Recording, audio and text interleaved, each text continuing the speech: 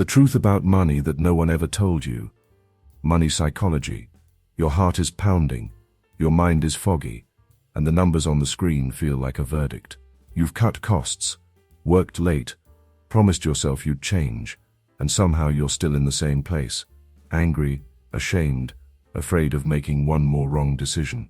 In that state, logic shuts down and survival takes over.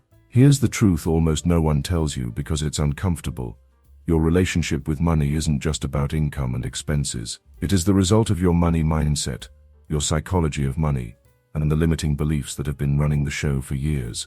You're not failing because you're weak or bad with numbers. You're following an old script your brain learned to keep you safe. Childhood messages, silent tension around bills, jokes that framed wealthy people as villains, guilt for spending on yourself. All of that became emotional programming. The brain craves certainty, not prosperity. It chooses familiar scarcity over unknown abundance. That's why raises disappear into lifestyle creep. Why budgets collapse after a tough week. Why you postpone investing even when you know how. First the emotion fires, then the mind writes a clean, reasonable story to justify it. Personal finance doesn't start with a spreadsheet. It starts with reclaiming your identity. The psychology of money says behavior follows belief. If your belief is "I'm not the kind of person who builds wealth," you will keep proving it true. If your belief becomes "I'm the calm steward of my resources," your actions begin to align. You track, you allocate, you invest, you protect. The shift is not motivational, it's mechanical. Interrupt the old loop, install new evidence, and your brain updates its story. In this episode, we will expose the hidden mechanics behind your decisions and show you how to rewrite them. We'll separate emotion from impulse, convert beliefs into testable hypotheses, and build tiny automatic behaviors that compound into financial freedom. We'll use timeless principles, money mindset, abundance mindset, identity-based habits, behavioral finance, and make them practical. Protocols you can execute when your nervous system is on fire. No hype, no get-rich-quick promises. Method, clarity, and control. Breathe. You don't need heroic discipline, you need coherence. Small promises you actually keep, a weekly ritual that grounds you, an environment that makes the right choice the easy choice. When you stop arguing with symptoms and you change the script underneath, money stops feeling like an enemy and becomes a tool. This is the truth no one tells you because it demands responsibility. Your money changes when you do, and that change begins today, with calm, with precision, with a new identity that your actions will confirm. The most dangerous illusion in personal finance is the belief that you decide with logic. In reality, most money choices are triggered by emotion, and then justified with a tidy story. Behavioral finance explains it well. The brain protects identity first, and optimizes outcomes. Second, if your identity whispers, "I'm not the kind of person who builds wealth," your mind will generate rational excuses to preserve that script. You will call reckless spending a reward. You will call procrastination timing. You will call fear prudence. The psychology of money is not a spreadsheet problem. It is a narrative problem. Break the loop with a simple field protocol you can run in the moment. Name, examine, replace. Name the state with precision. Anxiety, scarcity, comparison, fatigue. Labeling calms the nervous system and restores prefrontal control. Examine the impulse with one question. Does this move me toward financial freedom or toward short-term relief? Replace the impulse with a pre-committed action that builds identity, a 24-hour pause on non-essentials, a micro-investment you can automate, a 2-minute check of your tracking sheet. Money mindset becomes measurable when you convert feelings into procedures. Turn limiting beliefs into testable hypotheses. Investing is risky becomes "I will automate a tiny diversified contribution for 90 days and review results." I never have enough becomes "I will audit my micro leaks for 1 week and reassign that amount to assets." I'm bad with money becomes "I am the steward of my resources and I prove it by keeping 3 weekly promises." The brain updates identity by evidence, not slogans. Each kept promise is proof that the old story is obsolete. Design friction against self-sabotage and reduce friction for the behaviors that build wealth. Remove one-click purchases, hide cards in off hours, set spending limits, batch decisions weekly. On the other side, Make the path to action effortless. Automate contributions on payday. Keep templates ready. Schedule a 20-minute money ritual. The more your environment favors abundance, the less willpower you need. This is how you reclaim control under fire. You won't win by arguing with emotion. You win by giving emotion a script that serves you. Next, we trace where your script came from and why it repeats until you rewrite it at the source. Your financial programming wasn't written by you. It was downloaded into your subconscious long before you earned your first paycheck. The first layer is language. As children, we don't analyze, we absorb. Money changes people. Rich people are greedy. If you enjoy it now, you'll regret it later. Words repeated by authority figures become unquestioned truths. The second layer is experience. Arguments about bills, tension at the dinner table, quiet shame around money. Your brain linked money with danger and decided to avoid it.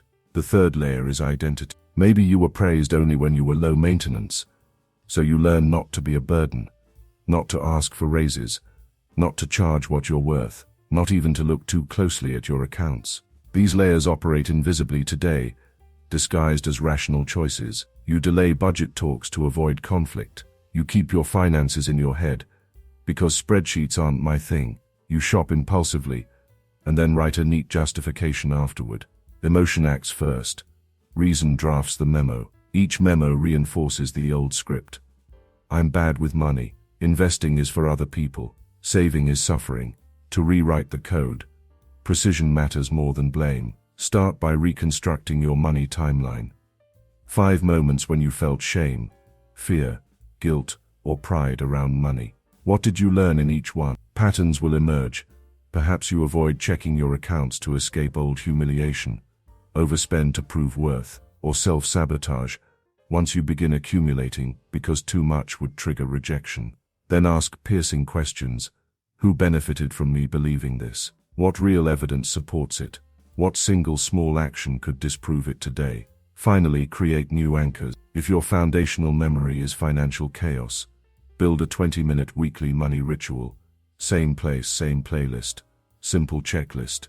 Income, expenses, decision. If your script says don't ask, practice asking for small things and record the outcome. If your identity says I'm not a numbers person, reframe, I am the steward of my resources. Speak that identity and behave as if it's already true. The brain adapts to what you repeat. Change the scenes you replay, and you'll change the decisions you make. Change those decisions, and money stops being a threat. It becomes a tool for freedom. Self-sabotage with money doesn't happen because you're careless. It happens because your brain is loyal to an outdated identity. If deep down you believe money is unsafe or not for people like you, every step toward wealth will trigger subtle mechanisms to pull you back to familiar territory. And when you fall back, it won't feel like failure. It will feel like relief. That's why budgets that work mysteriously fall apart. Why investments get postponed until things calm down. Why unnecessary expenses appear right after a financial win. It's not coincidence, it's coherence with your internal story. The psychology of money prioritizes emotional safety over financial results. To break this cycle, turn the invisible into measurable using the PAT framework. Pattern, activator, transition. Pattern is the repeated behavior draining your wealth. Impulsive spending on weekends, delaying investments, avoiding account reviews. Activator is the emotion or trigger behind it. Stress, comparison, scarcity. Transition is the pre-decided alternative action you execute instead. If stress triggers overspending, your transition might be a 24-hour pause and a small transfer into an investment account. If comparison fuels envy, the transition might be logging out of social media and reviewing your 90-day financial plan. Decisions made in calm moments replace impulsive reactions in heated ones. Then manipulate friction to your advantage. Add friction to destructive behaviors. Store credit cards away. Delete one-click payment options. Set withdrawal limits. Remove friction from wealth-building behaviors. Automate transfers. Schedule recurring money check-ins. Prepare templates for investment decisions. When the right choice is the path of least resistance, discipline stops being a daily battle. Identity change cements the transformation. Choose 3 non-negotiable micro-promises. Review your finances weekly. Invest a fixed percentage, no matter how small. Decline unplanned purchases for 30 days. Each fulfilled promise becomes proof that your old story no longer fits. And as your identity evolves from survivor to wealth builder, your brain stops resisting and starts collaborating. Self-sabotage loses its grip because it's no longer protecting anything meaningful. It was guarding your past. Now it will guard your future. Reprogramming your financial mindset isn't about learning new tricks.